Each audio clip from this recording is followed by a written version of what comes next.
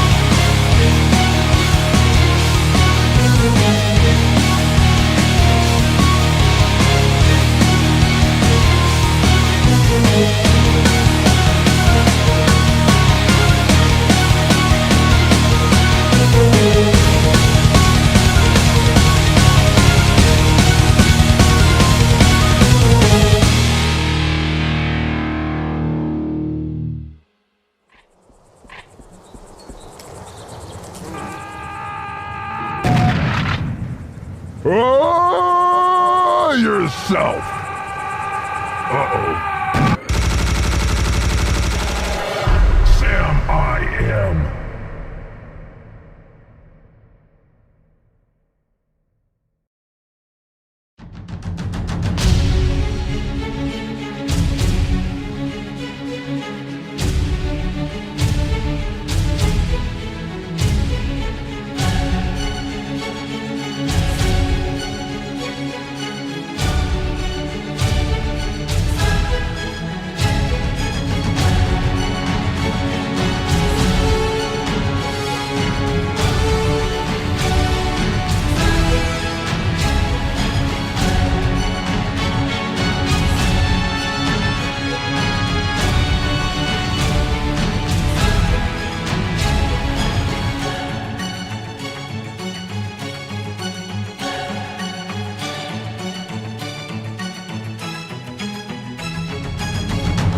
Ich träume und die Welt erzittert.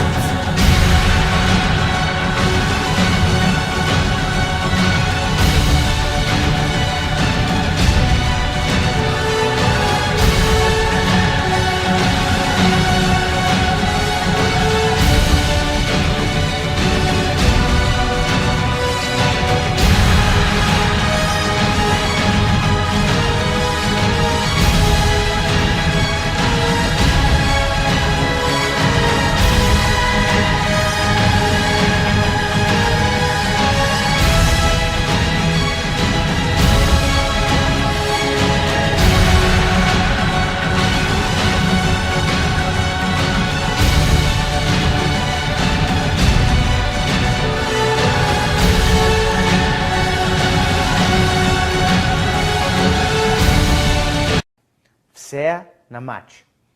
Fazer. Say it again. Fazer na match. Fazer na match. Boom.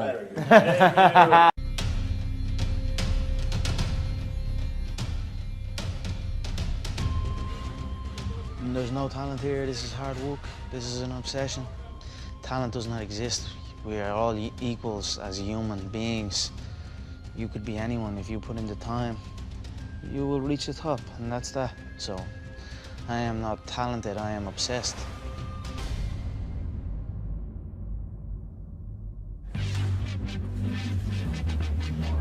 Give it up for the notorious Conor McGregor! There's two things I really like to do, and that's whoop ass and look good, and I'm doing one of them right now, and Saturday night, I'm gonna do the other. I'm gonna wipe out everyone in this division, I said that, and I will do it. He's a little short-ass twerp, and I look forward to punching a hole in his face. I'm gonna hand him my spit bucket, tell him to go back and spit shine that belt, and bring it back here as they're ready for me to take it. I'm sitting up here with my feet on the desk. What's anyone up there gonna do about it? Not one of you are gonna do anything about it.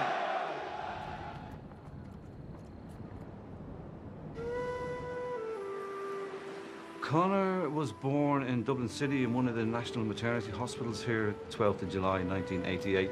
Midwife turned to my wife and said, this guy is going to be a boxer, because he came out of the womb with his fists clenched. So he was destined to be a fighter, I think. I had many fights growing up, as most young boys do from where I'm from and around this area. Get into fights. I won some and I lost some. When he went boxing, I remember he turned to us and says, "Why didn't you put me in boxing earlier?" He knew that was for him. Conor first stepped into my gym when he was about 16. Conor did stand out early on in that he could hit hard, and he also had let's call it a gregarious personality.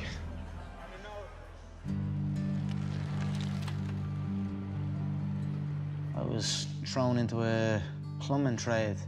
Give a about plumbing, didn't know anything about plumbing. I just went on that site because culture told me that that's what I have to do. I'd done it for a while, and then I realized this is not what I want to do. If this is not what I want to do, then what the f am I doing it for? And I walked out, 18 months in maybe. There was a concern there for us, for his mother and father. We didn't know what he was going to do, to be honest with you. Early on, obviously didn't know what it was. I couldn't look to my mother and say, hey, this Irish man done it. I'm gonna follow in his footsteps, because there was no footsteps. I had to create my own footsteps and follow them. They were a little unsure at first, but they supported me, and they knew I would do it. If I said I'd do it, I'd do it, so. I was actually in Ireland, and people kept coming up to me and talking about Conor McGregor. Have you ever seen Conor McGregor fight? Have you ever heard of Conor McGregor? Well, I came back to Vegas and talked to the matchmakers, and they had heard of him. So I flew him out from Ireland. He and I went out to dinner. He told me he's on what's called the dole, which is basically unemployment over there. When I left that dinner, I said, I don't know if this kid can fight, but if he can even fight a little bit, he's going to be a huge star.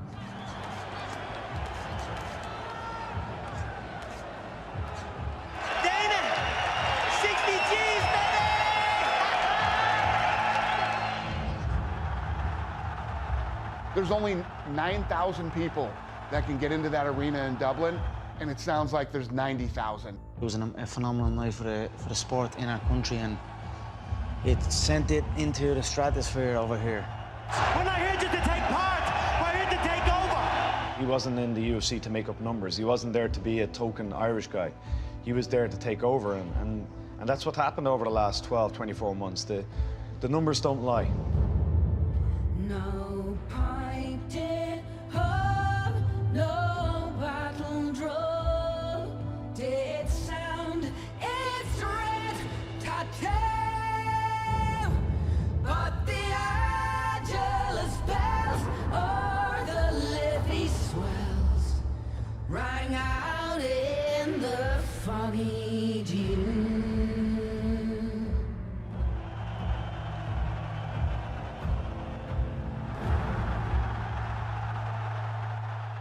When Conor won the interim title and he beat Chad Mendes, I think it boosted the confidence of European fighters that they can compete at this level.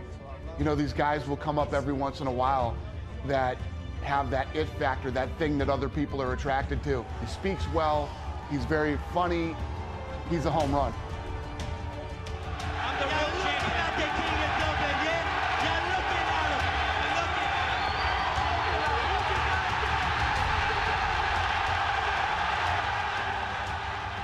him. This next fight is done and dusted. It's over. It's been over since January of this year.